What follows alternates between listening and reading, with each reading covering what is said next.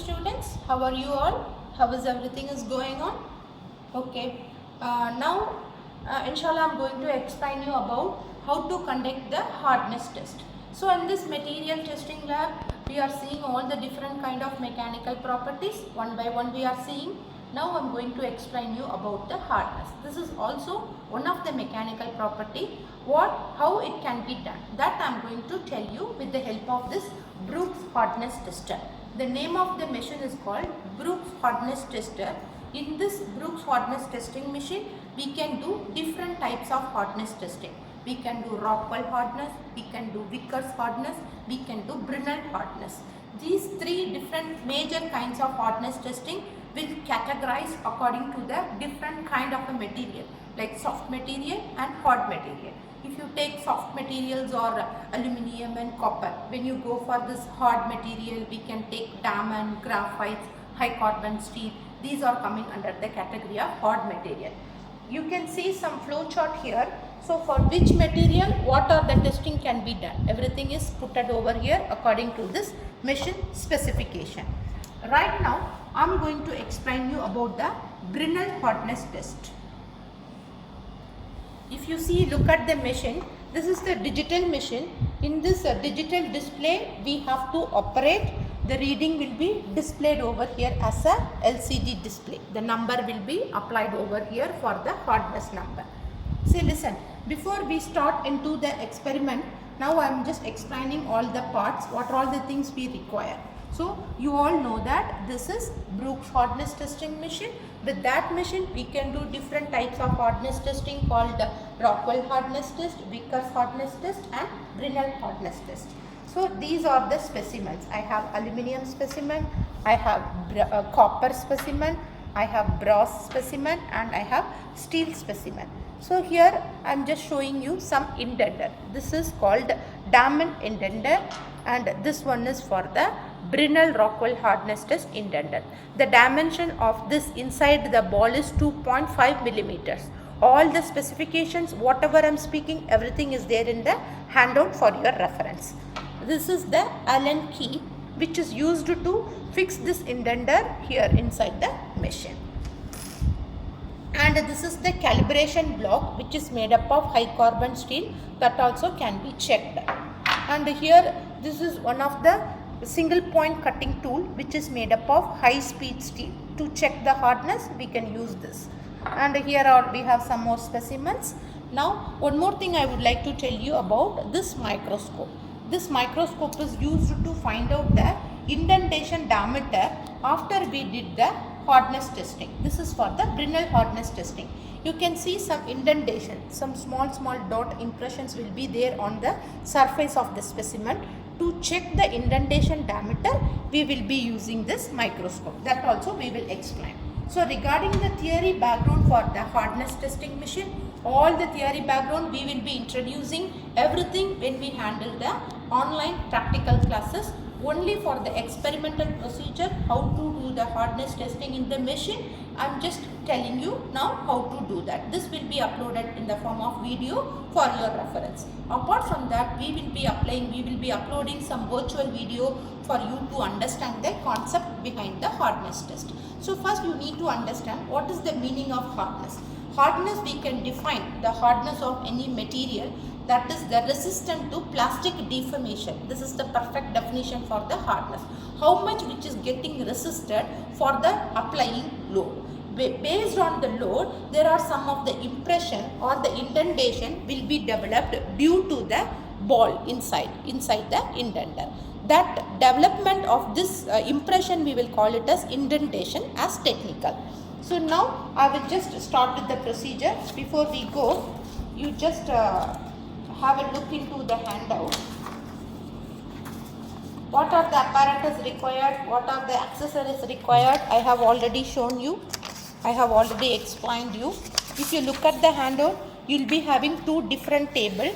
This table is for Rockwell hardness number or Rockwell hardness test. In Rockwell hardness test, we will not be using the microscope. Direct reading will be taken from the machine.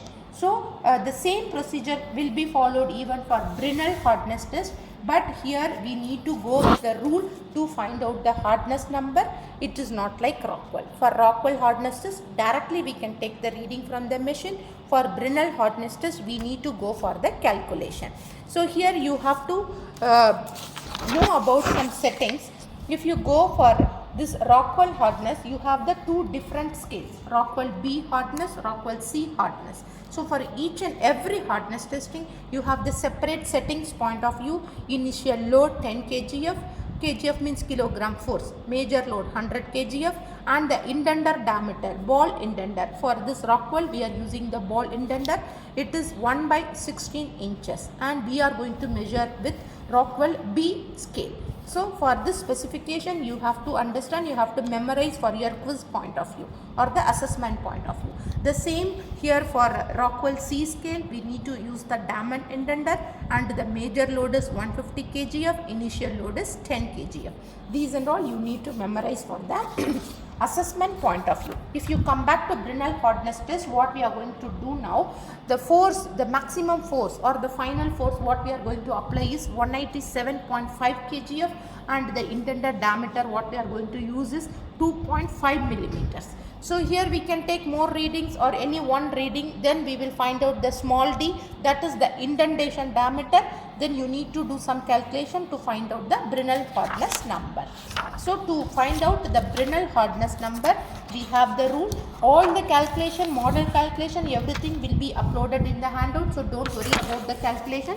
I am just explaining you. This is the rule to find out the Brinell hardness. This is 2f divided by pi d multiplied with capital D minus square root of capital D square minus small d square. Here F plays the final load, that is 187.5 kgf. Capital D is the indenter diameter, that is 2.5 millimeters, and small d what we are going to measure from the microscope. To measure from the microscope, this small d you need to take, and for the microscopic scale regular reading also there. When we use from the microscope, I will tell you later. So everything should you need to supply in millimeters to find out the Brinell hardness number. And here calculation is there. I will give the reading for Brinell hardness number. You have to do calculation one by one for the 4 different materials. It should be recorded over here, and you have to write the final results. Maybe you can put even a chart for 4 materials, Rockwell hardness number, Brinell hardness number. Like that you can propose with the chart for the final answer. And regarding the conclusion point of view, we are going to find out the hardness for the given materials like aluminium, copper, brass and steel, and you need to tell which material has got least hardness and which material has got larger hardness. That you have to tell in the conclusion. Regarding the objective point of view, we are going to find out the hardness for 4 different materials, out of which one has got more hardness, which one has got least hardness. That one you need to propose as the conclusion. Then here also we provided some model questions, and this is only for your assessment point of view. We will give you some in-house inline assessment when we are taking the classes. That has been already explained in the introduction class. So now we are going to do the experiment. All of you please have a look. This is the dial gauge. We need to fix the dial first. Now it is for Rockwell. I am going to change for Brinell. It is like your smartphone. I am just going to change the scale. So this is Vickers now. Now it is showing Brinell. Everything is okay. So here ball diameter 2.5, final load 197.5, initial load 10 kgf. Everything is done. So now I am just saving it. Khalas. Again you can check everything. Now we are going to run the test. Already I fixed the load of 187.5 kg. It will be in the back end. Now this is the load handle to give the major load. Then I need to check the minor load. I have to fix it in between the limit of 10.5 to 9.5. First I am taking the aluminium. Otherwise I will take copper. Yeah. First I have to fix the indenter with the help of the Allen key. I am fixing the indenter for our Brinell test. Now all our settings has been finished. Now directly I will take steel. Any material specimen we can take. I am taking steel now. So first what I need to do, that indenter has to be touch on the smooth surface of the specimen. That is the initial thing we must do. I have kept the specimen on the anvil. By using this hand wheel, I can make it up and down to touch the specimen surface with the help of the indenter.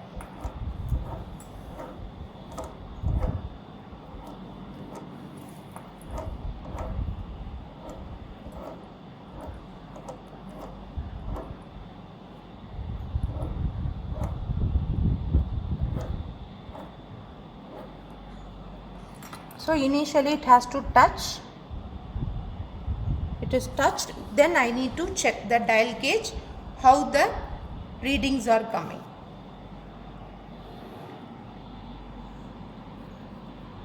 Still it is showing outside the limit. Now it is coming, the minor load, it should be in between 9.5 to 10.5. You can see the reading.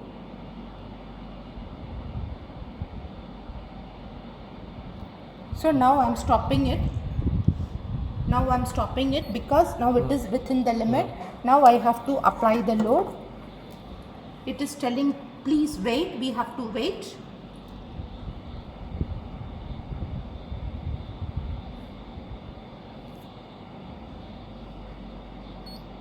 Then we have to remove the load.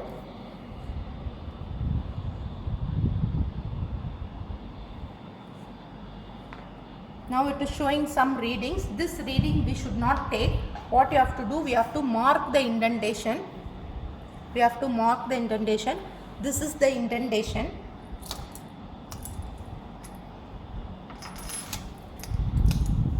Okay, then I am going to fix it with the microscope. This is the microscope, I am going to fix it.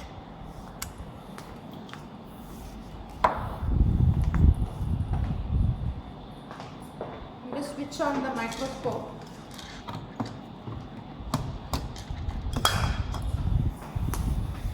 It's okay now.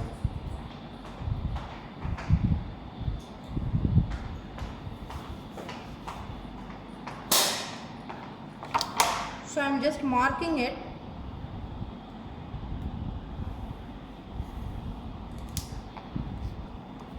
So let us see how much is the coincidence.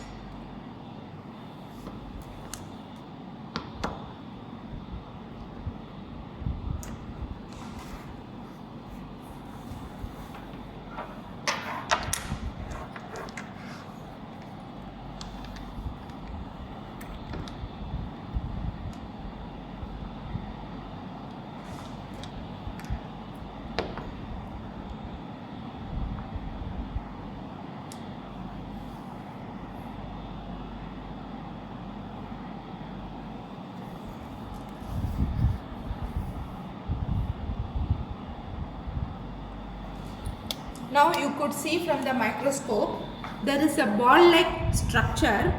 In the ball you could see the scale readings, like in the ruler settings, like in the ruler. It is clear? Okay, then I will draw it for you. See how from the microscope how it will look like. I will draw it. 1.2. So there is a ball.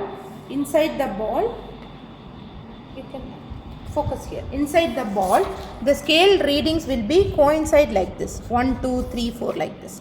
You have to count the numbers of the scale which covers the end point for the ball.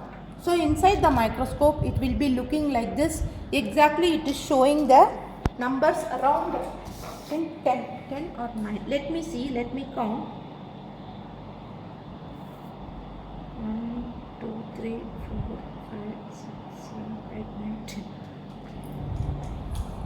10. 10. So the number of lines coinciding in the microscope is around 10. The least count of the microscope is 0.01. 0.01 or the least count of the microscope, sorry, it is 0.1. So what you have to do, the total numbers which is covered is 10. That 10 should be multiplied with 0.1. So it will be equivalent to 1. It means it is in 1 millimeters.